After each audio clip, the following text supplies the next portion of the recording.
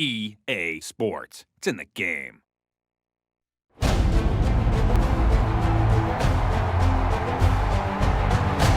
It's the sound you've waited months to hear.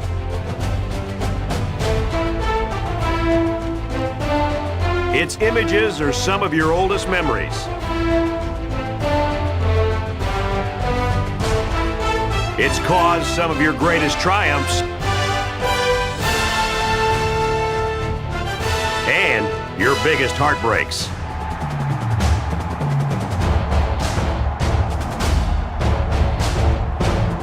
This is college football.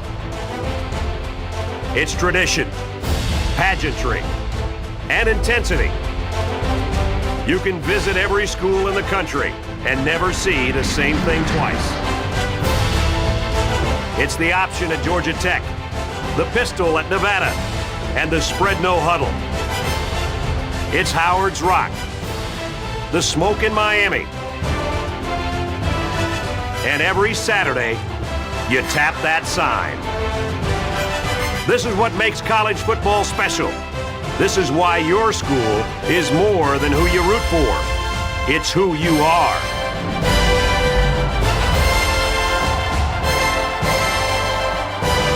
The wait is over. College football is here.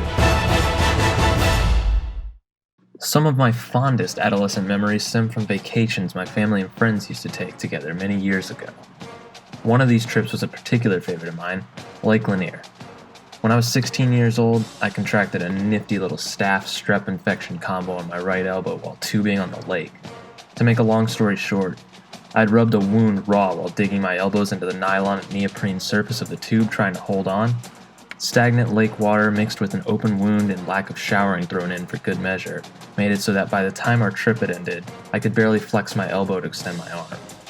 We returned home a couple days early just to see a doctor and to get the little bastard checked out, and, to my surprise, I was given an immediate injection of antibiotics into each of my thighs, and told that if the wound didn't start to shrink within 24 hours, I'd have to be admitted to the hospital.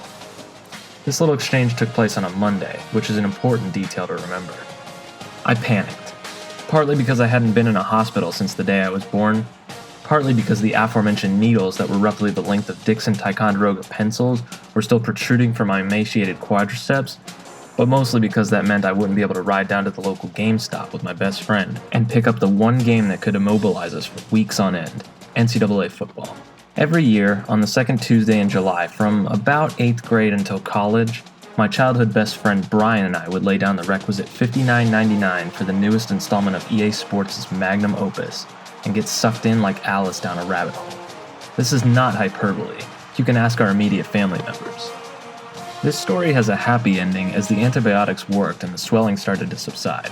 And of course, immediately after leaving the doctor's office, Brian picked me up and we cruised over to the Plantation Town Square GameStop to grab NCAA Football 10. With the exception of our annual Florida Keys trip and the fact that the antibiotics gave me diarrhea, the details of the rest of summer 2009 were an absolute blur. Much of our time was spent lugging my Xbox back and forth between whoever's household wasn't sick of us by then. And if we weren't at camp getting our volunteer hours, eating, or sleeping, we were probably playing NCAA. This went on even after we both graduated high school and moved off to college. Seeing as how we both attended UCF, much of our downtime was spent in Brian's room at the Villages sampling the NCAA flavor du jour. Yeah, it seemed as though the good times were destined to roll on to the next generation of consoles, but after 2013's edition of the game, NCAA 14, the gravy train inexplicably stopped rolling.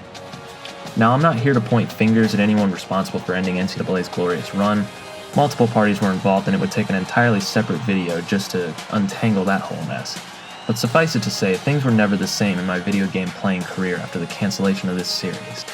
NCAA wasn't just a game.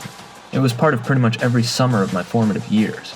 Some of my fondest memories come from summer nights where Brian and I, hopped up on soda and whatever snacks we could scavenge from the pantry, would be plotting how to land a 5-star recruit or arguing over which defensive philosophy was better suited to containing an option quarterback.